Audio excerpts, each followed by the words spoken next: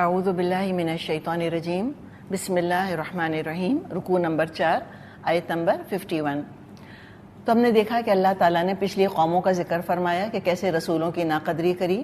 اب یہاں اللہ تعالیٰ رسولوں سے مخاطب ہے. فرمایا رسولوں سے خطاب کر کے اللہ نے فرمایا یا ایھا الرسل کلوا من الطیبات واعملوا صالحا انی بما تعملون علیم.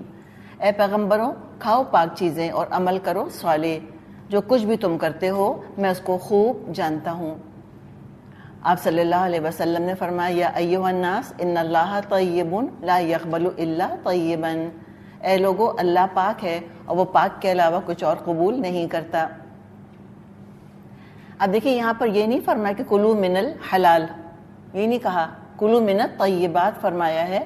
حلال تو ظاہر ہے، حرام کیسے کھا سکتے تھے رسول؟ طیب کا حکم ہے. دنیا میں تو دیکھیں سارے رسول کبھی ایک جگہ جمع نہیں ہوئے تو ان کو یہ حکم دیا جاتا کہ ساروں کو جمع کر کے ایک جگہ کھڑا کر کے پھر اللہ تعالیٰ فرماتا کلو من الطیبات. مطلب یہ ہے یہاں پر کہ ہر رسول کو اللہ تعالیٰ نے یہی ہدایت دی تھی. یا ایھا الرسل سے مراد ہے ہر رسول کو اللہ تعالیٰ نے یہ ہدایات دی تھی، یہ احکامات دیے تھے. اور غذا کا عمل سے تعلق تو ابتدا سے ظاہر ہے. انسانیت کی ابتدا سے ہم دیکھ رہے ہیں کہ غذا کا عمل پر کیسا اثر ہوتا ہے. شیطان کا پہلا وار غذا ہی پر تو تھا، حرام لقمہ ہی تو کھلایا تھا. اللہ تعالیٰ سے دعا کرنی چاہیے ہمیں حلال اور طیب غذا عطا فرمائے. حلال تو ہے، حلال کس کے لیے ضروری ہے؟ روحانی صحت کے لیے. اور طیب کس کے لیے ضروری ہے؟ جسمانی صحت کے لیے. تو جسمانی طور پہ صحت مند ہوں گے، اسٹرانگ ہوں گے تو کہیں جا کے دین کا کام کر سکیں گے. تو یوں سمجھیں کہ حفظان صحت کے اصول یہاں بتائے گئے ہیں رسولوں کو کہ آپ اپنی صحت کا خیال رکھیں. دراصل صحت کا خیال رکھنا اس امانت کی حفاظت ہے جو اللہ نے دی ہے. اللہ نے جان دی ہے، اللہ نے جسم دیا ہے، اس کو سنبھالیں. صرف زبان کے چٹخاری کی وجہ سے اس کو داؤ پہ لگا دینا عقل مندی نہیں ہے کہ اتنا کھایا کہ بیمار ہو گئے، اتنا کھایا کہ نظام ہاضمہ گڑبڑ ہو کے رہ گیا، اتنا کھایا کہ وزن کہیں کا کہیں پہنچ گیا، اتنا وزن بڑھا، اتنا وزن بڑھا کہ جسم کے آرگنز پر وہ اثر ڈالنے لگ گیا اور وہ جوڑوں کے اوپر اور گھٹنوں پہ اثر ڈالنے لگ گیا. یہ کہیں کی عقل مندی نہیں. اور لوگ یہ حلال ہی تو کھا رہے ہوتے ہیں، نعوذ باللہ حرام تھوڑی کھاتے ہیں. حلال چیزیں کھا کر انسان اپنی صحت برباد کر بیٹھتا ہے بعض دفعہ. تو حلال کے اندر بھی طیب کا سوچیں. ایک چیز ہو سکتا ہے کسی ایک شخص کے لیے طیب ہو، دوسرے کے لیے نہ ہو. چینی ایک عام انسان کے لیے طیب ہے، ٹھیک ہے، لیکن اگر کوئی ڈائبیٹک ہے اس کے لیے پھر وہ طیب نہیں ہے. تو یہ صحت کا خیال رکھنا یہ پچھلی امتوں کی طرح، پچھلے مذاہب کی طرح ہم سے یہ نہیں کہا گیا کہ اپنے جسم کو برباد کرو، اپنے جسم کو تباہ کرو. جسم کا خیال رکھنا یہ دراصل ہمارے دین کا حصہ ہے. ہم کہتے ہیں پہلا کلمہ طیب، طیب معنی پاک. تو طیب پاکیزہ چیزیں کھاؤ، اچھی صاف ستھری چیزیں کھاؤ، انفیکٹڈ نہیں ہونی چاہیے، گندی نہیں ہونی چاہیے. میں اور آپ بھی اس پر عمل کریں. ہر چیز اٹھا کر ٹھیلوں سے لے کے نہ کھا لیں. اور یہ دیکھیں کہ جو چیز کھا رہے ہیں اس میں کوئی ایسی چیز تو نہیں جو کہ صحت کے لیے نقصان دہ ہوگی. تو یہاں دیکھیں کہ کھانے کا ذکر کس کے ساتھ کیا؟ وَعَمَلُوا صَالِحًا، اور نیک عمل کرو، اچھے عمل کرو. انی بما تعملون علیم، جو کچھ بھی تم کرتے ہو میں اس کو خوب جانتا ہوں. اور طیب کے اندر پھر یہ بھی آتا ہے کہ کوانٹٹی کتنی استعمال کی جا رہی ہے. اور ہم جانتے ہیں کہ نبی اکرم صلی اللہ علیہ وسلم نے کھانے کے بارے میں ہمیں کتنی ہدایات دی ہیں. نوالے کا سائز کہ پورے مٹھی بھر کے یا اتنا بڑا نوالا انسان نہ لے، چھوٹا لے، اچھی طرح چبائے، 1/3 پیٹ کھائے. کھجوروں کے بارے میں آپ نے بتایا کہ دو اکٹھی نہ اٹھاؤ، ایک ایک کر کے لو. تو یہ ایک طریقہ بنا لیں کہ ہمیں طیب کھانا ہے، صاف ستھرا وہ کھانا جو کہ ہمارے جسم کو فائدہ دے. چبا چبا کر کھائیں، سکون سے کھائیں، بغیر ٹینشن کے کھائیں، اللہ کا نام لے کر کھائیں. اوور ایٹنگ نہیں کریں اور نہ ایسی ڈائٹنگ کریں کہ صحت برباد ہو کے رہ جائے. یا تو زبان کے چٹخارے کے لیے لوگ کھائے جاتے ہیں، صحت برباد کرتے ہیں، یا صرف ظاہری خوبصورتی کے لیے نہیں کھاتے اور صحت برباد کرتے ہیں. تو دراصل یہ طیب طریقہ ہے جو کہ اختیار کرنا چاہیے، اور اس کے بارے میں جتنی حدیثیں ان کو جمع کریں اور ذرا پڑھیں کہ آپ صلی اللہ علیہ وسلم نے کیا کچھ ہمیں بتایا ہے۔ وَإِنَّ هَذِهِ أُمَّتُكُمْ أُمَّةً وَاحِدَةً وَأَنَا رَبُّكُمْ فَاتَّقُونِ، اور یہ تمہاری امت ایک ہی امت ہے اور میں تمہارا رب ہوں، بس مجھ ہی سے ڈرو۔ سارے انسانوں کو جوڑنے کی دعوت دیتا ہے قرآن۔ امت سے مطلب ہے دین۔ هَذِهِ أُمَّتُكُمْ أُمَّةً وَاحِدَةً، تمہاری امت ایک ہی امت ہے، یعنی تمہارا دین ایک ہی دین ہے۔ دین نے سب کو ایک امت بنانے کی کوشش کی ہے۔ ہم نے سورہ بقرہ جب شروع کری تھی تو وہاں کیا پڑھا تھا؟ یا ایھا الناس، اے لوگو، اعبدوا ربکم، اے لوگو اپنے رب کی بندگی کرو۔ اسلام تو آل انکلوسیو ہے، سب کو جوڑتا ہے، عبادت رب پہ جوڑ دیتا ہے۔ تو کہا کہ بس ایک تمہارا دین ہے، ایک دین اختیار کرو، وَأَنَا رَبُّكُمْ، اور یاد رکھو میں تمہارا رب ہوں، جو میں نے کہہ دیا وہ کرو، فَاتَّقُونِ، اور میرا تقوی اختیار کرو، جڑے رہو گے، متحد رہو گے، سیدھے راستے پہ رہو گے۔ لیکن کہاں لوگوں نے ان باتوں پر عمل کیا؟ کہاں اللہ تعالیٰ کا کہنا مانا؟ کیا کیا لوگوں نے؟ فَتَقَطَّعُوا أَمْرَهُمْ بَيْنَهُمْ زُبُرًا كُلُّ حِزْبٍ بِمَا لَدَيْهِمْ فَرِحُونَ، مگر بعد میں لوگوں نے اپنے دین کو آپس میں ٹکڑے ٹکڑے کر لیا، ہر گروہ کے پاس جو کچھ ہے اسی میں وہ مگن ہے۔ یہ بھی عجیب المیہ رہا ہے انسانوں کا کہ سیدھا سادہ آسان دین لوگوں کو پسند نہیں آیا، اور جتنا وہ کمپلیکیٹ ہوتا چلا گیا، جتنا مشکل بھاری ہوتا چلا گیا، اتنا لوگوں کو اپیل کرتا چلا گیا۔ عجیب انسان کی یہ ایک حقیقت رہی ہے۔ دین کی بنیادی تعلیمات ہم دیکھیں، بہت سادہ، بہت مختصر، بہت آسان، کوئی شک ہی نہیں اس کے اندر۔ الدین یسرن، کیا یعنی؟ نمبر 1 توحید، ایک اللہ کی عبادت کرو، دعا مانگو تو اللہ سے، قربانی کرو تو اللہ کے لیے، نظر نیاز کرو تو اللہ کے لیے۔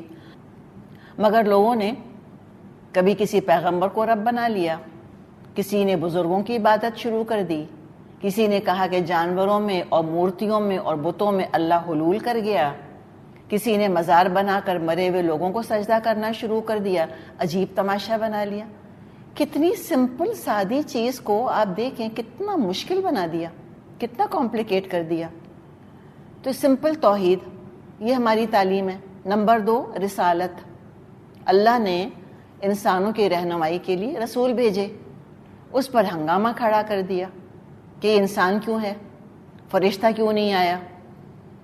یا تو یہ کہا کہ یہ چونکہ انسان ہے اس لیے رسول نہیں ہو سکتا، ہم اس کی بات نہیں مانتے، یا کیا کہا کہ یہ رسول ہے تو انسان نہیں ہو سکتا، تو پھر رسول کو ہی خدا بنا بیٹھے، ان کو اللہ کا بیٹا بنا دیا، ان کے حوالے دینے لگ گئے، ان سے دعائیں کرنے لگ گئے۔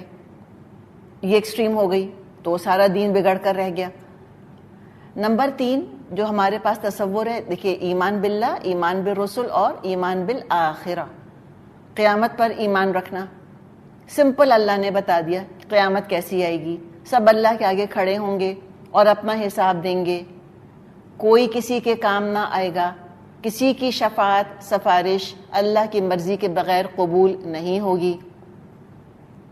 یہ اللہ تعالیٰ نے کلیئر بتا دیا، قرآن میں کئی جگہ بتا دیا۔ اب اس میں کتنے سارے لوپ ہولز نکال لیے کہ فلاں کلمہ اتنی مرتبہ پڑھ لو بخشے جاؤ گے۔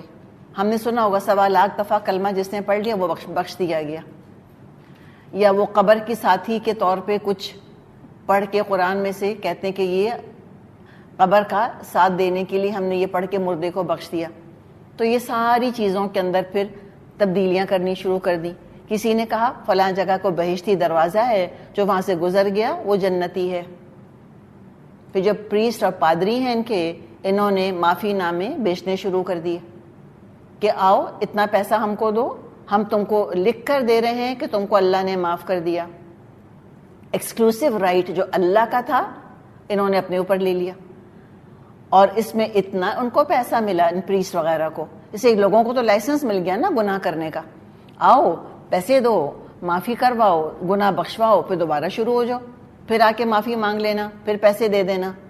اور خوب پیسہ پادریوں کو ملا، لوگوں کو گناہ کرنے کا لائسنس مل گیا اور اتنا منافع بخش کاروبار بنا کہ لوگوں نے تو گدیاں سنبھال لیں اور قیامت کے دن کے فیصلے ایڈوانس میں کرنے لگے کہ آؤ ابھی سے بخشوا لو اپنے آپ کو، تم آؤ ابھی ہم تمہارا فیصلہ کر دیتے ہیں۔ جیسے لوگ امریکہ جا رہے ہوتے ہیں تو بعض دفعہ دبئی میں امیگریشن کرا لیتے ہیں اپنا، یہ بالکل وہی طریقہ ہے کہ اس سے پہلے کہ امریکہ پہنچو دبئی میں کرا لو امیگریشن۔ تو انہوں نے کہا اس سے پہلے قیامت آئے اور ہم سے حساب کتاب کرا لو، اتنے ہماری مٹھی گرم کرو، اتنا پیسہ ہم کو دو اور پھر دیکھو ہم تمہارا حساب یہیں چکا دیتے ہیں، تم کو ہم دے دیتے ہیں کہ کلیئر ٹو گو۔ عمل صالح کی آپ دیکھیں، اللہ تعالیٰ نے ہدایات طریقے بتا دیے، سمپل بالکل۔ نماز آپ مجھے بتائیں کتنی سمپل ہے، وہی الفاظ وہی ایکشنز ہمیں دن میں 5 دفعہ کرنے، رکعات کی تعداد ہم کو بتا دی، سمپل سیدھی سادی نماز ہے کہ اتنا قرآن آپ کو پڑھنا ہے، رکوع میں یہ، سجدے میں یہ، روزے کا بتا دیا، زکوٰۃ کا بتا دیا، اور سارے جو اعمال ہیں اچھے وہ اللہ تعالیٰ نے سمجھا دیے، بتا دیے، اس میں تبدیلی کر دی۔ اتنا کمپلیکیٹ کر دیا بعض چیزوں کو کہ وہ لوگوں کے لیے ناممکن ہو گیا عمل کرنا۔ بعض چیزیں جو اہم ترین تھیں ان کو غیر اہم بنا دیا، اور جو ان کی کوئی اہمیت نہیں تھی، اہمیت تو کیا جن کی اصل بھی نہیں تھی ان کو دین بنا کر پیش کر دیا، جن کو ہم بدعت کہتے ہیں۔ پھر مذہبی رہنماؤں نے حلال کو حرام کیا، فتویٰ فروشیاں کیں، ہیلہ سازیاں کیں۔ اب ان سب کا کیومولیٹو ایفیکٹ یہ ہوا کہ لوگ ہزاروں فرقوں میں بڑھ گئے، اور اس کی ساری ذمہ داری جاتی ہے مذہبی قیادت کے کاندھوں کے اوپر۔ ان کو جواب دینا ہوگا کھڑے ہو کے اللہ کے آگے قیامت کے دن کہ اللہ کے سیدھے سادے حسین خوبصورت مکمل کمپلیٹ پرفیکٹ ایکسلنٹ دین کو انہوں نے کیوں بگاڑا، کس وجہ سے بگاڑا۔ اب یہ گروہ بن گئے اتنے سارے، ہر گروہ خود کو جنت کا حقدار سمجھتا ہے، ہر گروہ کے پاس پارشل حق ہے، کمپلیٹ حق نہیں ہے۔ وہ جو ہم پویم پڑھا کرتے تھے 6 بلائنڈ مین آف ہندوستان، پتہ نہیں آپ نے پڑھی کہ نہیں، 6 اندھے لوگ تھے، انڈیا آئے، اندھے تھے تو دیکھ تو سکتے نہیں تھے، اب وہاں ہاتھی تھا، انہوں نے ٹٹول کے دیکھنے کی کوشش کری کہ یہ ہاتھی کیسا ہے۔ تو اب لوگوں نے جب پوچھا ان سے کہ بتاؤ ہاتھی کیسا تھا، تو جس کا ہاتھ اس کی سونڈ پر پڑا اس نے کہا پلر جیسا ہے، جس کا ہاتھ پیٹ پر پڑا اس نے کہا ڈھول جیسا ہے، جس کا ہاتھ اس کے کان پر پڑا اس نے اپنا ڈسکرپشن دیا، جس نے دم پکڑی اس نے اپنا ڈسکرپشن دیا۔ تو اینڈ میں کیا تھا کہ all of them were partly right but all of them were wrong۔ تو بالکل آج معاملہ یہی ہے کہ پارٹلی پارشل ٹروتھ ہر جگہ موجود ہے، لیکن سب کے سب غلط ہے، اور فرقے کتنے بنے۔ حدیث میں آتا ہے کہ یہود 71 فرقوں میں اور عیسائی 72 فرقوں میں اور مسلمان 73 فرقوں میں بڑھ جائیں گے، اور سارے فرقے جہنم میں جانے والے ہوں گے، اور بس ایک فرقہ نجات پائے گا۔ اور جب پوچھا گیا کہ وہ کون سا ہوگا تو آپ نے فرمایا ما انا علیہ و اصحابی، یہ وہ فرقہ ہوگا جس پر کہ میں ہوں اور میرے صحابہ تھے۔ تو پلیز عقیدے میں رہنمائی کہاں سے لینی ہے؟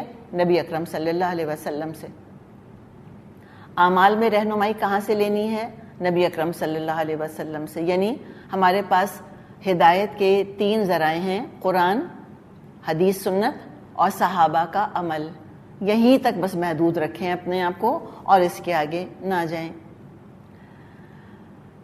حق موجود ہے، وہ کسوٹی ہے جو ہم نے ابھی ذکر جس کا کیا، اپنے دین ایمان کو پرکھ سکتے ہیں اس کے اوپر۔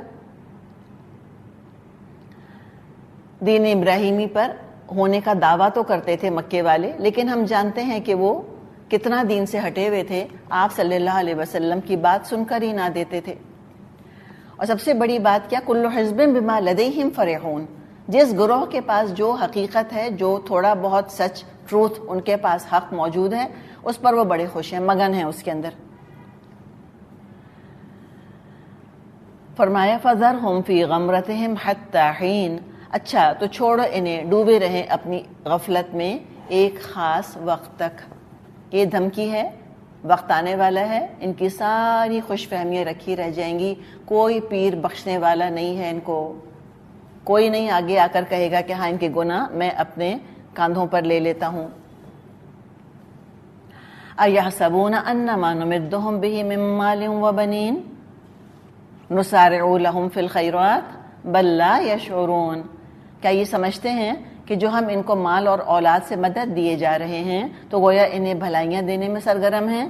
نہیں، اصل معاملے کا تو ان کو شعور ہی نہیں۔ بڑی ہی خوبصورت آیات ہیں۔ دیکھیں، مال اور اولاد، منی اور مین پاور رکھنے کی وجہ سے کیا سمجھے ہوئے تھے مکے والے؟ کہ اللہ ہم سے راضی ہے۔ تو بتایا کہ یہ ان کی بڑی ہی غلط فہمی ہے، دراصل یہ سخت فتنے میں پڑے ہوئے ہیں۔ اس کو استدراج کہتے ہیں۔ استدراج کیا؟ کہ اللہ نعمتیں دے اور ان نعمتوں سے اور گناہوں میں آگے بڑھتا چلا جائے انسان، یہ استدراج ہے، اور گناہوں کے ساتھ اللہ کی نعمتیں برستی جائیں اس کے اوپر۔ کہ جب مشکلات آتی ہیں نا تو انسان سنبھلنے لگتا ہے۔ اب جو مشکلات نہیں پڑ رہی تھیں ان کے اوپر تو آپ صلی اللہ علیہ وسلم کی مخالفت یہ کیے جا رہے تھے، ساتھ ساتھ پھل پھول رہے تھے۔ اور یہ خاص استدراج کی صفت ہوتی ہے۔ استدراج کے اندر صرف نعمتیں آتی ہیں، کوئی آزمائش نہیں آتی، کوئی مشکل نہیں آتی۔ مشکل تو ایک سپیڈ بریکر کی طرح ہوتی ہے نا، انسان کو سوچنے کا، ذرا سپیڈ کم کرنے کا موقع ملتا ہے، ذرا سوچنے کے لیے انسان اپنے آپ کو آمادہ کرتا ہے۔ تو ان پر تو کوئی مشکل آ نہیں رہی تھی۔ ساری مشکلات جو تھیں وہ تو نبی اکرم صلی اللہ علیہ وسلم پر اور آپ کے مبارک صحابہ پر آ رہی تھیں۔ آپ کے ماننے والوں پر زندگی تنگ سے تنگ ہوتی چلی جا رہی تھی، یہاں تک کہ مکے میں رہنا مشکل ہو گیا تھا۔ اس صورتحال سے ان کے تکبر میں، خود پرستی میں اور خود پسندی میں اور اضافہ ہو رہا تھا۔ کہتے تھے حق پر تو ہم ہی ہیں۔ ابو جہل، ابو لہب کہتے تھے ہم ہیں حق کے اوپر، اور اے محمد تم اور تمہارے ساتھی غلطی کر رہے ہیں صلی اللہ علیہ وسلم۔ خیال کیا تھا ان کا؟ ٹپیکل جو مشرک مذاہب کی ذہنیت ہوتی ہے، ان کا یہ خیال تھا کہ اگر اللہ ہم سے ناراض ہوتا تو دنیا کی نعمتیں ہم کو تھوڑی دیتا۔ اور جیسے ابھی ہم نے بات کری، یہ جو مائنڈ سیٹ ہے یہ شرک کی لازمی پیداوار ہے۔ ان کے ہاں تصور ہی یہ ہے کہ معبود جن سے خوش ہوتے ہیں ان کو اولاد، مال، صحت، عزت، اقتدار دیتے ہیں، اور دیوی دیوتا جن سے ناراض ہو جاتے ہیں ان کے بچے مر جاتے ہیں، مال چلا جاتا ہے، بیماریاں پریشانیاں لاحق ہو جاتی ہیں، عزت نہیں ملتی۔ یہ تھا پس منظر۔ اس پس منظر میں اللہ تعالیٰ نے اعلان کیا فرمایا؟ قد افلح المؤمنون، فلاح تو پالی ہے مومنوں نے، پالی، اس اے ڈن ڈیل۔ مومن تو کامیاب ہو چکے۔ ان کافروں کو شعور نہیں ہے کہ جہنم کا ایندھن بننے کی تیاری کر رہے ہیں، اور مومن جنت کے وارث بننے کی تیاری کر رہے ہیں۔ تو وہی مضمون ہے جو کہ شروع میں ہم نے پڑھا تھا، وہی مضمون اب یہاں مزید کھل کر آ رہا ہے کہ اللہ کن سے اصل محبت کرتا ہے۔ مال اور اولاد کا ملنا نہ اللہ کی محبت کی علامت ہے، نہ اللہ کی رضا کی علامت ہے، بلکہ اللہ کی محبت اور اللہ کی رضا کا اظہار کیسے ہوتا ہے؟ علامات ان کی کیا ہیں؟ ان صفات کا حامل ہونا جن کا ذکر پہلے بھی آیا اور جب اب یہاں پر آ رہا ہے، جن میں یہ صفات ہوں گی، یہ دراصل اللہ کی رحمت، اس کی محبت اور رضامندی کا مظہر ہیں۔ اللہ جن سے خوش ہوتا ہے ان کو ان کاموں کی توفیق دیتا ہے۔ تو ہم یہاں پر ایک اور لسٹ دیکھ رہے ہیں مومن کی صفات کے بارے میں۔ سورت کے آغاز میں مومن کے ظاہری اعمال کا ذکر آیا تھا، یہاں دل کے اعمال کا، اندرونی کیفیت کا ذکر ہے۔ یعنی شروع میں اسلام کی بات تھی اور یہاں ایمان کی بات آ رہی ہے۔ تو یہ بہت ہی خوبصورت آیات ہیں۔ ان کو ان شروع والی آیات سے اگر ہم جوڑ لیں تو ایک مکمل اندرونی بیرونی نقشہ مومن کا سامنے آ جاتا ہے۔ بس اسی کو ہمیں ایمولیٹ کرنے کی ضرورت ہے۔ اچھا جی، تو کیا اللہ کو پسند ہے؟ کیسے لوگ اللہ کو پسند ہیں؟ ان الذین هم من خشیت ربهم مشفقون، بے شک وہ لوگ اپنے رب کی خشیت سے ڈرتے رہتے ہیں۔ خشیت دل کی کیفیت ہے، جبکہ اشفاق میں معنی یہ ہے کہ انسان کسی کی شدید محبت کی وجہ سے اس کو ناراض کرتے ہوئے یا اس کی ناراضگی سے ڈرے۔ یعنی خشیت سے اگلا درجہ اشفاق کا درجہ ہے۔ ڈر کے بھی درجے ہوتے ہیں، خوف بھی ڈر کے لیے آتا ہے، وجل کا لفظ ہم پڑھیں گے خوف کے لیے آتا ہے، تو خشیت سے اگلا درجہ اشفاق ہے۔ تو اب ان کو مسلسل یہ خیال رہتا ہے کہ اللہ غصہ نہ ہو رہا ہو، اللہ مجھ سے خفا تو نہیں ہو گیا کسی بات پہ، ہاں میں نے وہ لفظ بول دیا تھا نا، کہیں اللہ پکڑ تو نہیں لے گا مجھ کو اس پر، میں نے وہ چیز دیکھ لی تھی، اللہ ناراض تو نہیں ہو جائے گا مجھ سے۔ تو یہ جو اللہ کی خشیت اور اللہ کی طرف سے جو اشفاق کا معاملہ ہوتا ہے، تو obviously آپ دیکھیں نتیجہ کیا نکلے گا اس کا، یہ احساس بار بار اپنے محاسبے کی طرف متوجہ کرتا رہے گا۔ دیکھیں جو A+ اسٹوڈنٹس ہوتے ہیں اپنا پیپر بار بار چیک کرتے ہیں کہ یہ غلطی تو نہیں ہو گئی، یہاں نمبر تو نہیں کٹیں گے، یہ غلطی تو نہیں ہو گئی، یہاں نمبر تو نہیں کٹیں گے، اتنے پرٹیکولر ہوتے ہیں وہ، تو اپنے محاسبے کی طرف متوجہ رہتے ہیں، اللہ کے عذاب سے ڈرتے ہیں، یعنی اللہ کی مغفرت کو فار گرانٹیڈ نہیں لیا ہوا۔ یہ ہے اللہ کی طرف سے خیر کا ملنا، یہ کیفیت رکھنے والے فلاح پائیں گے، انہی لوگوں کی نماز میں خشیت ہوگی، الذین هم فی صلاتہم خاشعون، یہ وہی لوگ ہوں گے لغو سے دور رہ کر اپنا تزکیہ کرتے رہیں گے۔ دوسری صفت والذین هم بآیات ربہم یؤمنون، اور وہ اپنے رب کی آیات پر ایمان لاتے ہیں، آفاقی ہوں یا قرآنی، دونوں ان کی ایمان کو پختہ کرتی ہیں۔ کائنات کو دیکھتے ہیں، رب کی قدرت کے آثار نظر آتے ہیں، اور ہم نے دیکھا کہ شروع میں اسی طرح کی کئی نشانیوں کا ذکر سورت میں آیا تھا، انسان کی تخلیق وغیرہ کا۔ قرآن پڑھتے ہیں، قرآن کی آیات دل پگھلاتی ہیں، قرآن کوئی حکم دیتا ہے، کوئی احکامات نازل ہوتے ہیں، فوراً اس پر عمل کر کے اپنے ایمان میں اضافہ کرنا چاہتے ہیں کہ چلو اپنے رب کو راضی کرنے کا ایک اور موقع مل گیا، تو اپنے رب کی آیات پر ایمان رکھتے ہیں۔ والذین هم بربہم لا یشرکون، یہ اپنے رب کے ساتھ کسی کو شریک نہیں کرتے۔ اب یہ دیکھیں، یہ ظاہری اور مینیفسٹ شرک کا ذکر نہیں ہے، بلکہ شرک خفی کا ذکر ہے۔ نیکی کرتے وقت نیت بالکل خالص رکھتے ہیں، کوئی دکھاوا نہیں، کوئی ریاکاری نہیں، بس اللہ کی رضا چاہتے ہیں۔ انما نطعمکم لوجہ اللہ لا نرید منکم جزاء ولا شکورا، سورہ دہر کی آیات ہیں کہ ہم تو اللہ کی خاطر تمہیں کھلا رہے ہیں اے لوگوں، ہم تم سے نہ کوئی بدلہ چاہتے ہیں، نہ تم سے شکریہ بھی چاہتے ہیں، تھینک یو بھی نہ کہو ہم کو تو ہمیں کوئی فرق نہیں پڑتا، ہمیں تو اللہ کے چہرے کی خاطر، اس کے دیدار کی خاطر یہ کام کرنے کا شوق ہے۔ تو فطرت میں توحید کی پہچان موجود ہے۔ اب باقی فطرت کی دو صفات کا شروع میں ذکر آیا، عدل کا اور حیا کا، وہ ہم نے پیچھے الحمدللہ پڑھ لیا تھا کہ ان کے اندر، فطرت کے اندر دیکھیں تین چیزیں ہیں نا فطرت کے اندر، توحید ہے، عدل ہے اور حیا۔ عدل اور حیا کا ہم شروع میں ذکر پڑھ چکے، سورت کے شروع میں جو آیات آئی تھیں، اور توحید کا ذکر اللہ تعالیٰ نے یہاں کر دیا، کہ توحید بہرحال دل کے اندر ہوتی ہے۔ اچھا، اب کیا ان کی اور صفت ہوتی ہے؟ والذین یؤتون ما آتوا وقلوبہم وجلۃ انہم الی ربہم راجعون، اور جن کا حال یہ ہے کہ جو دیتے ہیں، جو کچھ بھی دیتے ہیں، اور دل ان کے اس خیال سے کانپتے رہتے ہیں کہ ہمیں اپنے رب کی طرف پلٹ کر جانا ہے۔ آتا یوتی ایتا صرف مادی چیز کے لیے استعمال نہیں ہوتا، بلکہ اطاعت قبول کرنے کے لیے بھی آتا ہے۔ چنانچہ عرب کہتے ہیں آتیتہ من نفس القبول، یعنی کہ میں نے اس کی اطاعت قبول کر لی۔ ابن عطیہ رحمۃ اللہ علیہ فرماتے ہیں یہ معنی زیادہ خوبصورت ہے۔ تو مطلب کیا ہوگا اس کا؟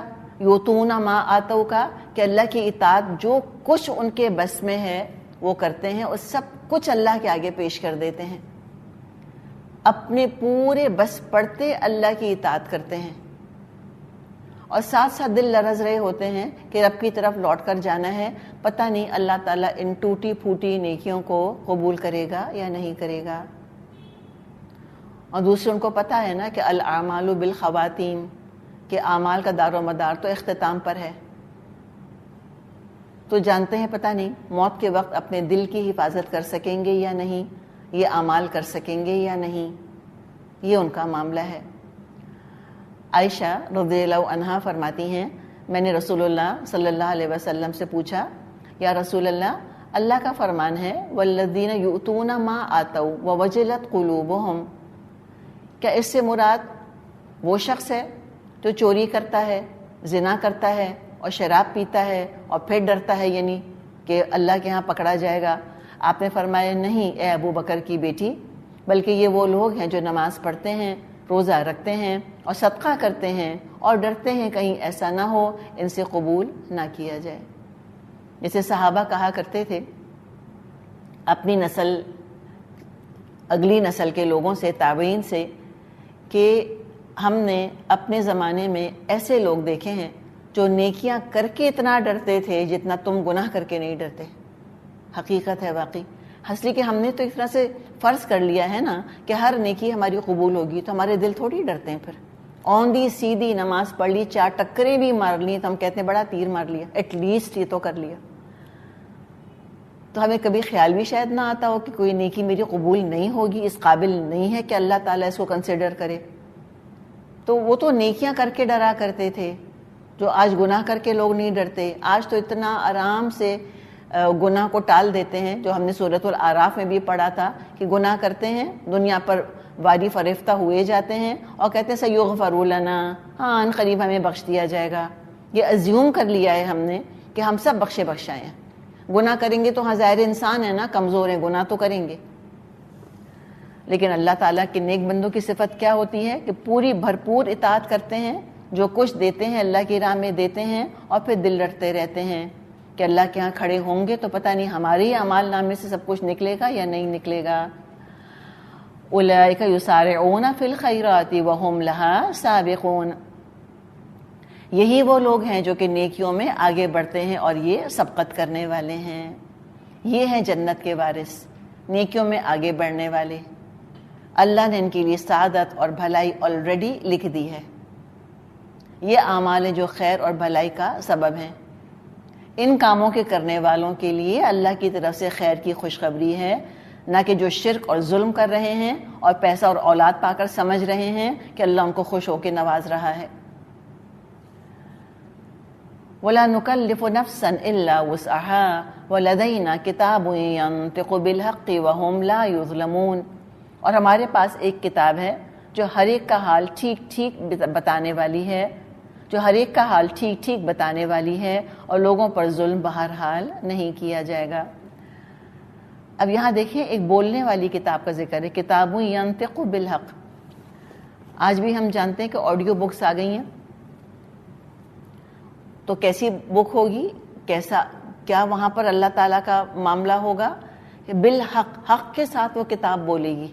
کوئی ڈیپ فیک نہیں ہے، اوریجنل ویڈیو ہوگی، حق کے ساتھ، سچ کے ساتھ سب کچھ بتا دے گی اور لوگ سنیں گے. اب جو بھی آپ دیکھیں اللہ تعالیٰ نے شریعت کے احکامات دیے ہیں وہ ایسے نہیں ہے کہ انسان نہ کر سکے، ڈویبل ہیں، پریگمیٹک ہیں، پریکٹیکل ہیں. اللہ تعالیٰ نے فطرت بنائی، طبیعت بنائی، جبلت بنائی، سرشت بنائی انسان کی، اسی رب نے شریعت بنائی ہے. تو اللہ کسی جان پر اس کی طاقت سے بڑھ کر مشقت نہیں ڈالتا.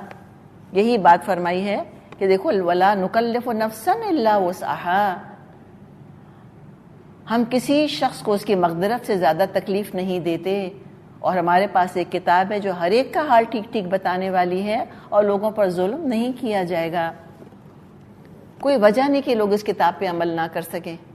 تو مسئلہ آسانی اور دشواری کا نہیں ہے، مسئلہ کچھ اور ہے، اور وہ کیا ہے؟ دلوں کی خرابی، دل نہیں چاہتا کرنے کا. فرمایا بلکہ بات کیا ہے، قلوبہم فی غمرۃ بل قلوبہم فی غمرۃ من ھذا ولہم اعمال من دون ذلک ہم لہا عاملون. مگر یہ لوگ اس معاملے سے بے خبر ہیں اور ان کے اعمال بھی اس طریقے سے مختلف ہیں جن کا اوپر ذکر کیا گیا. دل غفلت میں ڈوبے ہوئے ہیں. اللہ نے جو اعمال بیان فرمائے وہ سب آسان ہیں. مسئلہ یہ ہے کہ دل نہیں چاہتا، منمانی کرنا چاہتا ہے دل. تو لہٰذا ایسے لوگوں کا جن کے دل غفلت میں ڈوبے ہوئے ہیں، ان کا کریکٹر، ان کا بیہیویئر، ان کا مائنڈ سیٹ ایمان والوں سے بالکل مختلف ہے. ایک مختلف مشین بن گئی، یہ مومن مختلف مشین بن گئے ہیں. ان لوگوں کے جن کے دل غفلت میں ہیں، ان کی پروڈکٹ، ان کے اعمال شیطان کے آرڈر پر بنتے ہیں. مومن کے اعمال رحمان کے آرڈر پر بنتے ہیں. لہذا فلاح تو پھر ان کا مقدر نہیں ہو سکتی.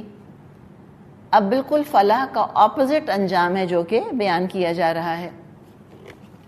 کیا ہوگا ان کے ساتھ جن کے دل فی غمرہ کے اندر پڑے ہوئے ہیں, قرآن سے بالکل دور ہیں؟ انجام کیا ہوگا ان کا؟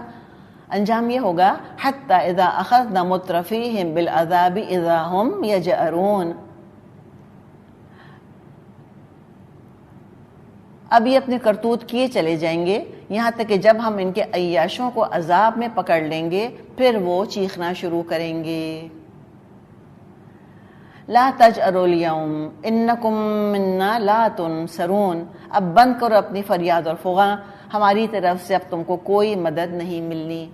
دیکھیے مترفین کا بڑا اچھا ترجمہ ہے عیاش, یہ ترجمہ صحیح ہے بالکل. تو جب اللہ کا عذاب ان پہ برسے گا پھر کیا ہوگا؟ اذا ہم یجأرون. دیکھیں ہم نے ایک لفظ پڑھا تھا بچڑے کے لیے کہ اس کے لیے کیا تھا؟ خوار. خوار کا لفظ آیا تھا نا, اور ہم نے کہا تھا کہ گائے کی نارمل آواز کو خوار کہتے ہیں. ڈکرانا جس کو کہ ہم کہیں گائے ڈکراتی ہے اردو میں ہم کہتے ہیں. ہر جانور کی آواز کے لیے الگ لفظ ہے. جیسے کتا بھونکتا ہے, چڑیا چہچہاتی ہے, شیر دہاڑتا ہے, گائے ڈکراتی ہے. تو عربی زبان کا بھی طریقہ یہی ہے. تو جو نارمل گائے کی آواز ہوتی ہے اس کو خوار کہتے ہیں. جوار گائے کی آواز جب وہ سخت تکلیف میں مبتلا ہو, گائے یا ہرن یا کوئی بھی جب وہ سخت اذیت کے اندر ہو, اس کو ہم بلبلانا کہتے ہیں. تو عذاب کی شدت جب ان پر آ کر پڑے گی تو سخت اذیت میں کرا رہے ہوں گے, بلبلا رہے ہوں گے, چیخ رہے ہوں گے, اور کوئی ہمدردی کرنے والا بھی نہیں ہوگا. عذاب سے بس صرف اللہ بچا سکتا ہے. تو اللہ سے تو ہمیشہ دشمنی رکھی. دراصل رسول سے دشمنی کرنا اللہ سے دشمنی کرنا ہے. کبھی رسول کے دین کی مدد نہیں کری. تو ان سے کہہ دیا جائے گا لا تجأروا اليوم, مت چیخو آج, انکم منا لا تنصرون, تمہاری بھی کوئی مدد نہیں کی جائے گی. تم نے کون سی انگلی اٹھائی تھی دین کی مدد کے لیے؟ مخالفت ہی کرتے رہے, آج تمہاری مدد نہ ہوگی. قد كانت آیاتی تتلی علیکم فکنتم علی اعقابکم تنکصون. میری آیات تم کو سنائی جاتی تھیں تو تم رسول کی آواز سنتے ہی الٹے پاؤں بھاگ نکلتے تھے. مستکبرین بہ سامرا تہجرون, اپنے گھمنڈ میں اس کو خاطر میں نہ لاتے تھے, اپنی مجلسوں میں اس پر باتیں چھانٹتے تھے, بیکار باتیں کیا کرتے تھے. اللہ کی آیات مومنوں کو کیا کرتی ہیں؟ یسارعون فی الخیرات, اور سابقون بناتی ہیں. وہی آیات سن کر مشرک الٹے پاؤں پلٹتے جا رہے ہیں, کافر پیچھے سے پیچھے بھاگے چلے جا رہے ہیں.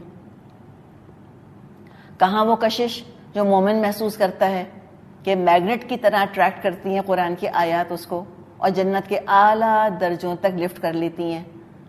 کہاں یہ ریولژن اور یہ جو ریپیل ہو رہے ہیں, یہ دور ہٹتے جاتے ہیں, ہٹتے جاتے ہیں, ہٹتے جاتے ہیں قرآن سے, یہاں تک کہ جہنم کی گہرائیوں میں گرتے چلے جاتے ہیں, اور ذرا احساس نہیں ہو رہا کتنی بھیانک غلطی کر رہے ہیں. جو مستکبرین کہا ہے نا اللہ تعالیٰ نے, یہ بڑا امپورٹنٹ ہے. دراصل تکبر جو ہے وہ انسان کو اپنے گریبان میں جھانکنے نہیں دیتا. دل کا حال تو یہ ہے, اور ظاہر ہے کہ پھر غافل دل غفلت والے کاموں ہی کی ترغیب دے گا. اللہ کی آیات کا اور رسول کی پکار کا مذاق اڑا اڑا کر, منہ موڑ کر لغو بیہودہ باتوں میں مصروف ہو جاتے ہیں. یا مطلب یہ ہے کہ رسول کا قرآن کا انکار کرتے ہیں, اس کو جھٹلاتے ہیں, اور اس کے خلاف رات کو اپنی مجلسوں میں بیٹھ کر باتیں بناتے ہیں. سامرن تہجرون, کیا باتیں بناتے تھے کہ محمد شاعر ہیں, جھوٹے ہیں, ساحر ہیں. اللہ کے رسول صلی اللہ علیہ وسلم پر یہ الزامات رکھتے تھے, اور ان کی ساری کوششوں کو کاؤنٹر کرنے کی کوششیں کرتے رہتے تھے. فرمایا افلم یدبروا القول ام جاءہم ما لم یأتی آباءہم الاولین, تو کیا ان لوگوں نے کبھی اس کلام پر غور نہیں کیا, یا وہ کوئی بات ایسی لے کر آئے ہیں رسول جو کبھی ان کے اسلاف کے پاس نہ آئی ہو. یعنی تمام تر سرکشی بدتمیزی کے باوجود اللہ الحلیم ہے، ان کو موقع دے رہا ہے کہ اب بھی وقت ہے، بیکار فضول باتیں چھوڑ دو، تکبر مذاق اڑانا چھوڑ دو، اور ذرا یہ ٹائم جو فضولیات میں خرچ کر رہے ہو قرآن کو سمجھنے میں خرچ کرو، تدبر کرو اس کی آیات پر، تو دلوں کے تالے کھلیں گے۔ باپ دادا والا تعصب چھوڑ دو اور ان کا معاملہ بھی اللہ پر چھوڑ دو۔ کیا معاملہ کرے گا اللہ، وہ اللہ کے حوالے کرو، اپنی فکر کرو۔ ام لم یعرفوا رسولہم، کیا یہ اپنے رسول کو پہچانتے نہیں؟ فہم لہو منکرون، کہ اس سے بدکتے جا رہے ہیں۔ یعنی رسولہم کہا ہے نا یہاں پر کہ بتانے والا خود تمہارا صاحب ہے۔ رسولہم، اپنے رسول کو نہیں پہچانتے، تمہارے اپنے صاحب ہیں، تمہارے درمیان پیدا ہوئے، پلے بڑے، جوانی گزاری، جانے پہچانے ہیں، تمہارا اپنا فلیش اینڈ بلڈ ہے، یہ تمہاری آنکھ کے تارے ہوا کرتے تھے، صادق امین تم کہتے تھے، اخلاق جانتے ہو تم ان کا، حسب نسب تم جانتے ہو ان کا، اخلاق کردار تم جانتے ہو ان کا۔ آج تک جھوٹ کبھی بولا جو اب بولیں گے، جو اس قدر تم کو غصہ آ رہا ہے اور تم ان کو جھوٹا کہہ رہے ہو؟ ام یقولون بہ جن، یا یہ اس بات کے قائل ہیں کہ وہ مجنون ہیں؟ بل جاءہم بالحق واکثرہم للحق کارہون، نہیں بلکہ وہ حق لایا ہے اور حق ہی ان کی اکثریت کو ناگوار ہے۔ اچھا، کیا الزام لگا رہے ہیں؟ جن کریزی ہو گئے ہیں، جنون سوار ہو گیا، بھوت چڑھ گیا ان کے اوپر۔ ہاں، تو دراصل تمہاری بھلائی کے لیے، تم کو جہنم سے بچانے کے لیے رات دن ایک کر دیے انہوں نے، اپنا فائدہ اٹھا کر ایک طرف رکھ دیا، اپنی نیند قربان کر دی، صرف تمہارے بھلے کے لیے۔ دھن سوار ہو گئی ہے محمد صلی اللہ علیہ وسلم پر، ہمارے رسول پر، کسی طرح تمہارے دلوں کو جگا دیں، دل کی آنکھ کھول دیں کہ تم حق دیکھ لو کسی طرح۔ یہ اپنے آپ کو انہوں نے تج دیا تمہارے لیے، لیکن تم کو تو افسانوں اور ڈراموں کا ایسا چسکا لگ گیا، گندی باتوں میں اتنا مزہ آنے لگ گیا کہ حق سچا، حق جب آتا ہے، سچ آتا ہے تو بالکل بے مزہ بلکہ کڑوا لگنے لگ گیا ہے تم کو۔ اپنی خواہشات کے پیچھے چلے جا رہے ہیں، نہ لفظ اعراض اور نہ تزکیے کی کوئی فکر۔ چاہتے ہیں کہ جو ہم چاہتے ہیں بس وہی ہم سے کہہ دیا جائے کہ ہاں شرک کرو، کفر کرو، شراب پیو، زنا کرو، ظلم کرو، ٹھیک ہے کوئی مسئلہ نہیں، یہ نہیں ہو سکتا۔ وَلَوِ اتَّبَعَ الْحَقُّ أَهْوَاءَهُمْ لَفَسَدَتِ السَّمَاوَاتُ وَالْأَرْضُ وَمَنْ فِيهِنَّ بَلْ أَتَيْنَاهُمْ بِذِكْرِهِمْ فَهُمْ عَنْ ذِكْرِهِمْ مُعْرِضُونَ۔ اور حق کہیں ان کی خواہشات کے پیچھے چلتا تو زمین اور آسمان اور اس کی ساری آبادی کا نظام درہم برہم ہو جاتا۔ نہیں، بلکہ ہم ان کا اپنا ہی ذکر ان کے پاس لائے ہیں اور وہ اپنے ذکر سے منہ موڑ رہے ہیں۔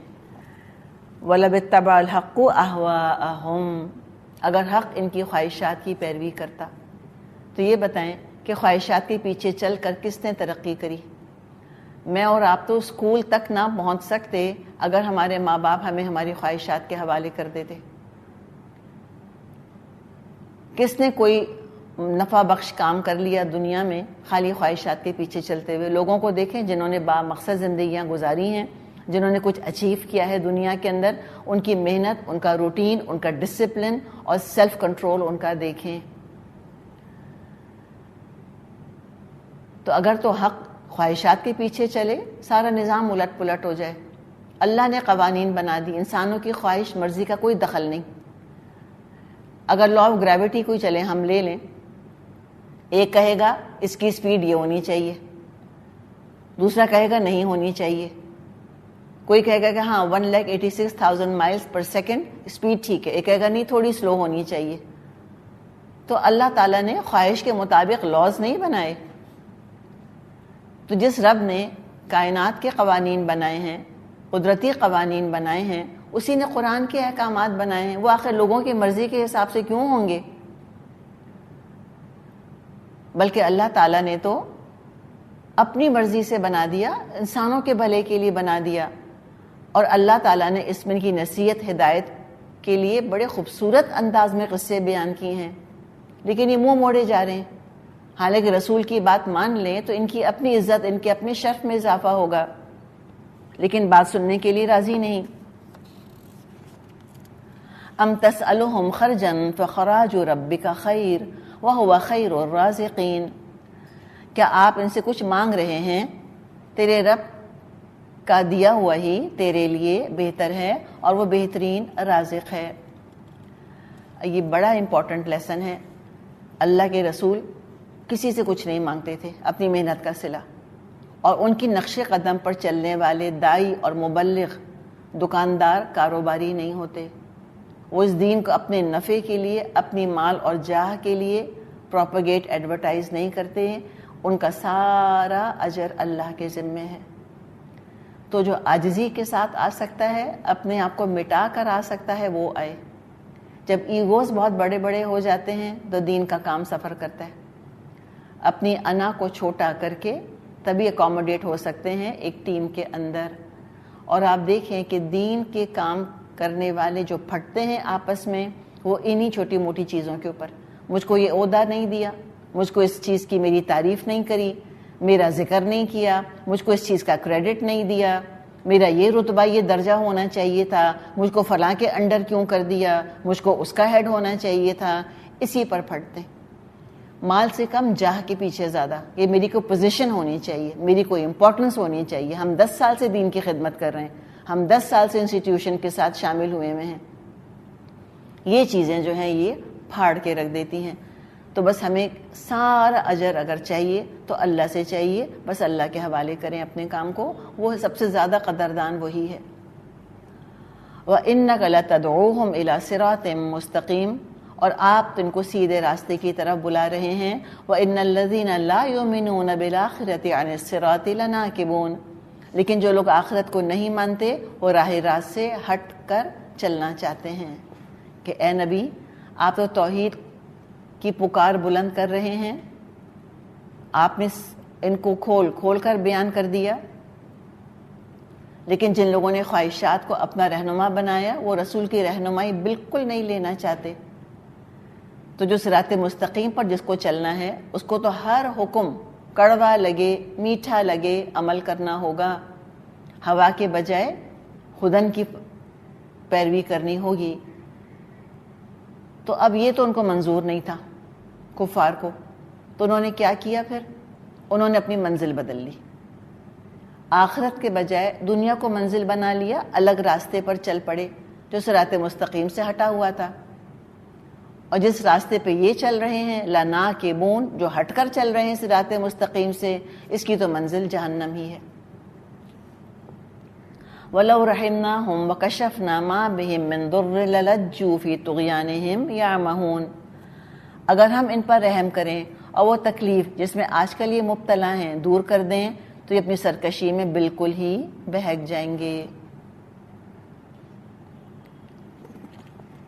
وَلَقَدْ أَخَذْنَاهُمْ بِالْعَذَابِ فَمَا اسْتَكَانُوا لِرَبِّهِمْ وَمَا يَتَضَرَّعُونَ، ان کا حال یہ ہے کہ ہم نے ان کو تکلیف میں مبتلا کیا، پھر بھی یہ اپنے رب کے آگے نہ جھکے اور نہ عاجزی اختیار کی۔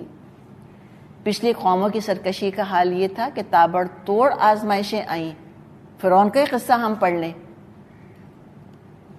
طوفان آیا، خون کا عذاب آیا، جوؤں کا آیا، مینڈک کا آیا، قحط کا آیا، اتنے اللہ تعالیٰ نے تابڑ توڑ ان کے اوپر مشکلات برسائیں، لیکن تکبر نہ ٹوٹا ان کا، نہ اللہ کے آگے جھکے اور نہ اللہ کے آگے گڑ گڑائے۔ تو اللہ تعالیٰ دیے جاتا ہے مہلت، پہلے سمجھایا جاتا ہے اللہ تعالیٰ، اور جب نہیں مان کر دیتے تو پھر کیا ہوتا ہے بالآخر؟